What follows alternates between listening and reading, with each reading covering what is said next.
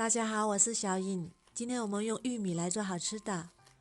首先准备2个玉米，去皮，然后清洗干净，再对半切开，然后把玉米粒切下来。切下来的玉米粒大概250克左右，然后装入盘中，再打入3颗鸡蛋，带皮的鸡蛋大概120克左右。然后放入料理机里，选择果汁键，打成玉米糊。再把玉米糊倒入一个大一点的碗中，加30克白糖，4克酵母粉，搅拌均匀，搅拌至酵母粉溶解。再加入400克高筋面粉，搅拌成面絮状，像这样就可以。再加25克食用油，把它揉成一个光滑的面团，像这样就可以。然后盖上，发酵至2倍大，这样面就发好啦，变得胖乎乎的。用手指戳动，不塌陷也不回缩。再把它取出来，好好揉一揉，大概再揉5分钟左右，把它搓成长条，然后平均分割成8个小面团。再把每个小面团揉一揉，整理成圆形。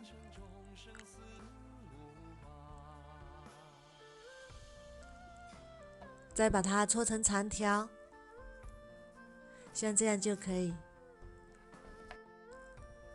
再把先揉好的面团取出来，把它擀成长方形的面皮，大概0.5厘米厚。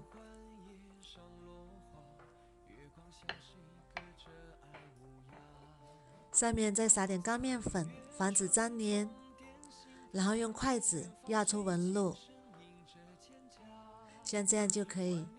再把它翻过来，上面抹上豆沙馅，也可以换成其他的馅料。再把它对折一下，然后从一边卷起，再用手指在它的腰部轻轻按压几下，帮助定型。然后准备一个模具，刷上食用油，把做好的面团放入模具里，然后盖上，再次发酵至2倍大，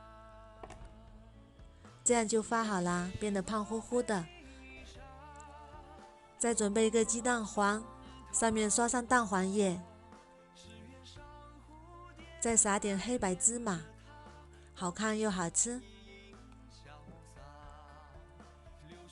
然后盖上耐高温的保鲜膜，放入蒸锅里，大火蒸45分钟。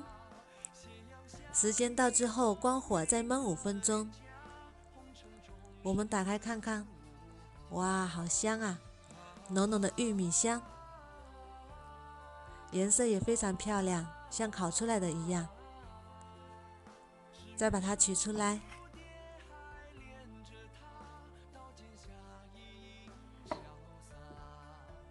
非常的松软，有弹性。我们再掰开看一下，哇，真的是太香了！浓浓的玉米香，里面满满的都是红豆沙，也非常的香甜。用玉米面做的面包真的是非常香，里面是一层一层的，层层都有红豆沙，比外面买的面包还要好吃。如果你喜欢也试试吧。喜欢我的视频就关注我吧，谢谢您的支持。